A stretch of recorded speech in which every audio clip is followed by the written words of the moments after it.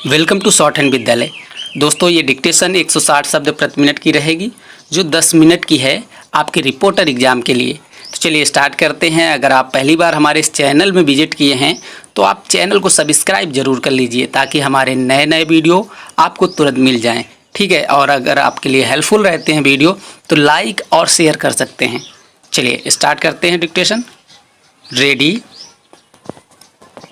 Start. महोदय, आज की बहस के दौरान मैंने हाल की घटनाओं के प्रति जो चिंता देखी है, उससे यह आशंका प्रकट होती है कि यदि पड़ोसी देश द्वारा भारत पर हमला किया गया तो हम उसका मुकाबला करने के लिए तैयार नहीं होंगे। सीमा पर हाल में हुई घटनाओं की संख्या और खासकर एक बड़े मुल्क द्वारा दी जा रही सैनिक सहायता को देखते हुए निसंदेह यह आशंका सही लगती है। यह बिल्कुल सही है कि एक बड़े देश से आने वाली सैनिक सहायता से आज भारत की सुरक्षा प्रभावित हुई है, और इसलिए हमें इस बात को ध्यान में रखते हुए ही इस स्थिति पर विचार करना है। मुझसे पहले जो माननीय सदस्य बोले, उन्होंने आधुनिकतम हथियारों और अच्छे से अच्छा प्रशिक्षण प्राप्त करने के बारे में कहा।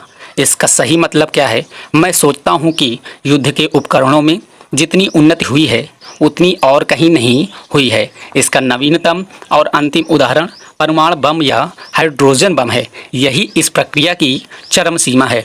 इसका मतलब है कि संसार की दो बड़ी ताकतों को छोड़कर और कोई देश पर्याप्त रूप से सुरक्षित नहीं है, क्योंकि उन्हीं दोनों के पास काफ़ी परमाणु बम हैं। तब किसी देश की समुचित सुरक्षा की जांच कैसे की जाए? साफ है कि यदि कोई ऐसा देश जिसके पास परमाणु बम है भारत पर हमला करना चाहे तो सैनिक दृष्टि से हम बहुत कम सुरक्षित हैं। हो सकता है कि एटम बम के इस खतरे का सामना हम अन्य बातों से कर सकें, क्योंकि जिस देश में जीवन शक्ति, ताकत और एकता है, जो देश आत्मसमर्पण नहीं करेगा चाहे कुछ भी हो, उसे कभी हराया नहीं जा सकता। इसलिए मैंने प्रायः कहा है कि एटम बम का असली जवाब अन्य क्षेत्रों में निहित है। मैं ऐसा इसलिए कह रहा हूँ क्योंकि अंततः आपकी फ़ौज या फौजी हथियारों का महत्व नहीं है, बल्कि लोगों की एकता की भावना का। हर कठिनाई और जोखिम के होते हुए भी लोगों के जीवंत रहने की भावना का महत्व है। यदि मुझे भारत पर भरोसा है तो यह भरोसा अन्य बातों के अलावा अपने लोगों की एकता और हिम्मत पर है। यदि यही कमज़ोर है तो फिर चाहे कितने ही टैंक या हवाई जहाज़ झोंक दें, कोई फ़र्क नहीं पड़ेगा।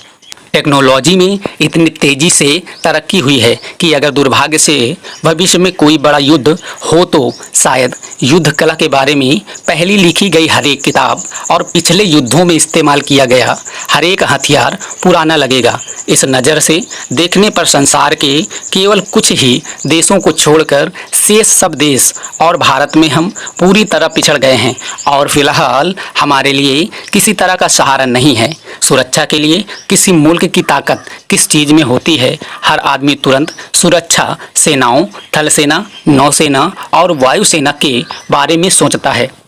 महोदय, आवश्यकता इस बात की है कि खेती के साथ साथ गोवंश की भी उन्नत होनी चाहिए, क्योंकि हमारी खेती उसी पर निर्भर है। गाय हमें दूध, दही, घी, मक्खन इत्यादि के रूप में पुष्टिकर भोजन देती है। इसके लिए अतिरिक्त खेतों के लिए अच्छी से अच्छी खाद देती है, जिसको हम अपने अज्ञान से या तो बिल्कुल नष्ट कर देते हैं या उससे जितना लाभ उठा सकते हैं नहीं उठाते। वह बछड़े देती है जो हल जोतते हैं और गाड़ियों को खींचते हैं, यहाँ तक कि मरने पर वह बहुमूल्य चमड़ा भी दे जाती हैं। और यदि अन्य वस्तुओं का भी ठीक उपयोग करें तो अन्य आवश्यक चीज़ें भी उसके मृत शरीर से हम पा सकते हैं। मेरा विश्वास है कि यदि हम गोपालन ठीक से करें तो एक बार फिर इस देश में दूध की नदियाँ बहने लग सकती हैं। इसके लिए कुछ रूढ़ियों को छोड़ना होगा और गाय के लिए समग्र सेवा भाव को ग्रहण करना होगा, अर्थात उसको अच्छा पुष्टिकर भोजन देने से लेकर नस्ल सुधार और मरने पर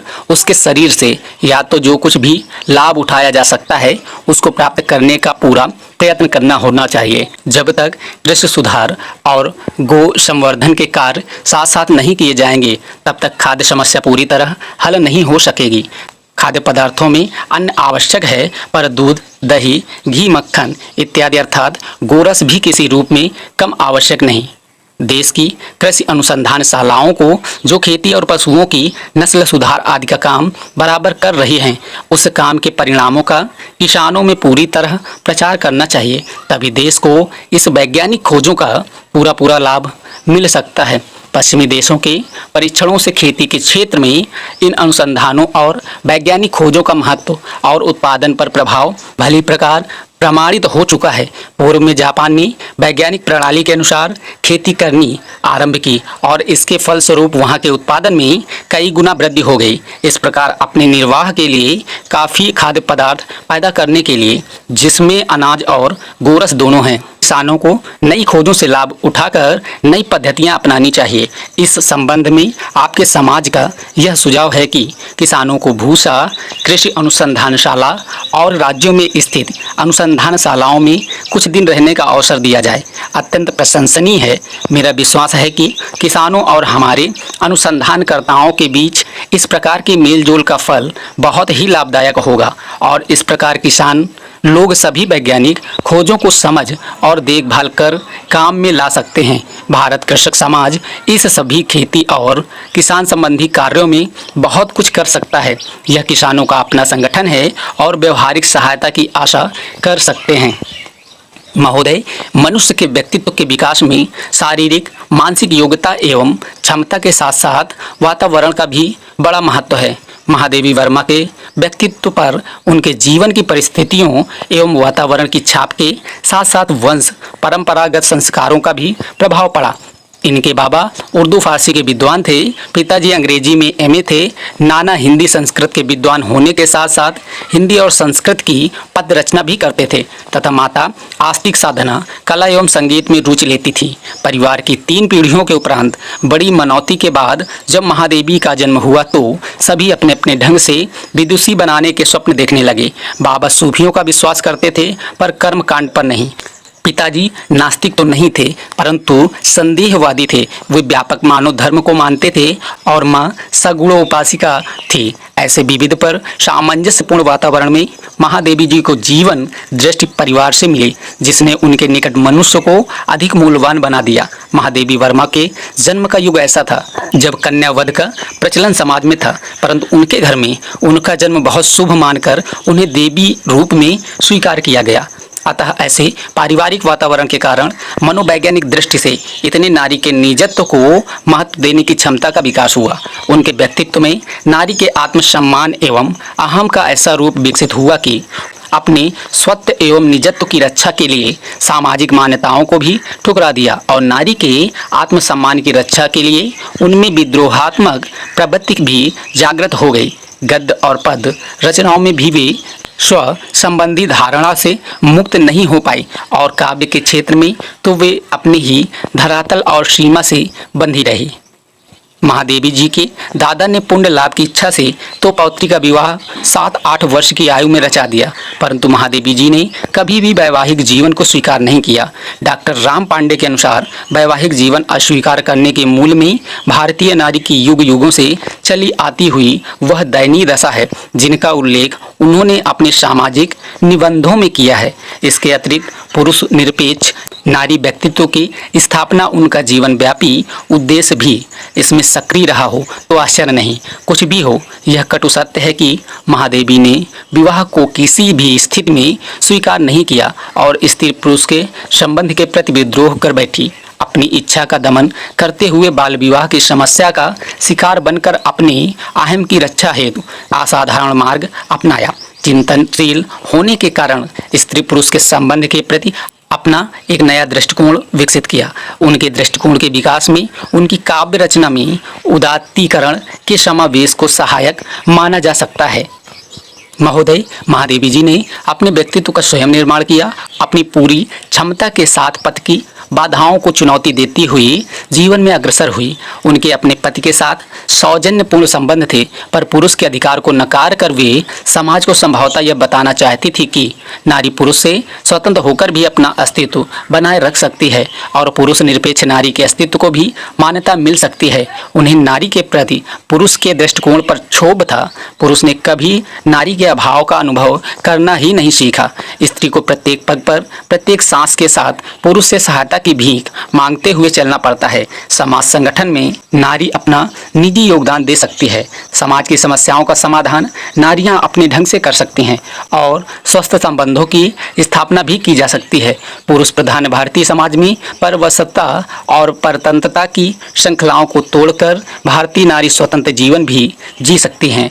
इसको उन्होंने 100 उदाहरण स्वयं अपने जीवन द्वारा प्रमाणित करके दिखाया। इस प्रकार काम शक्ति ऊर्जा के रूप में विकसित हुई महादेवी के व्यक्तित्व में काम शक्ति का प्रतिबंधित और दिशांतरण रूप विकसित हुआ, जो सामाजिक दृष्टि से उपयोगी सिद्ध हुआ।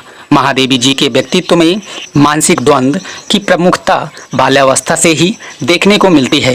विवाह को अस्वीकार करके स्वयं के लिए द्वंद्वात्मक स्थिति उत्पन्न की तथा परिणामतः उन्हें मानसिक तनाव का सामना करना पड़ा। उनके व्यक्तित्व में भावुकता एवं बौद्धिकता के अद्भुत मेल शिक्षा एवं अध्यात्म के प्रभाव से तनाव से मुक्ति पाने के लिए अलौकिक प्रिय का संबल लिया तथा काव्य के क्षेत्र में रचनात्मक दृष्टिकोण अपनाया। व्यक्ति से समष्टि की समस्याओं के समाधान में स्वयं को व्यस्त रखा और अपनी मानसिक शक्ति का उपयोग किया। उनका व्यक्तित्व सृजनात्मकता का प्रतीक बन गया। उन्होंने अपने सबल व्यक्तित्व द्वारा अपनी परिस्थितियों को चुनौती मनोनुकूल पथ का चुनाव किया। अपने आत्मविश्वास को उन्होंने कभी नहीं खोया। जिस मार्ग पर चल पड़ी कभी लौटी नहीं। महादेवी जी ने अपनी इच्छा शक्ति का प्रयोग करके अपने दुख को अभिशाप बनाने की अपेक्षा शक्ति बना लिया। दीपक से उन्होंने जलकर दीप्त होने के और कमल से विकासशील होने की प्रेरणा ली। नारी जीवन की उन्नति के लिए वे सदैव तत्पर रहीं। वे स्वयं कन्यावध तथा बाल विवाह संबंधी नारी समस्याओं से परिचित थी और स्वयं को भी कुछ सीमा तक उलझाना पड़ा। अतः इसके विरुद्ध आवाज उठाई कि समाज नारी की शक्ति और क्षमता समझे। नारी भोग्या नहीं सकती है, निराश्रित नहीं आश्रयदात्री है। उन्होंने स्वयं नारी जाति में आत्महीनता की ग्रंथि को आत्मविश्वास तथा आत्मगौरव द्वारा विजय प्राप्त करके नारी जाति के सामने आदर्श प्रस्तुत किया। उन्हें भारत देश में नारी की स्थिति पर क्षोभ था। नारी आज अलंकरण मात्र है, पुरुष उसे भोग रहा है। स्टॉप।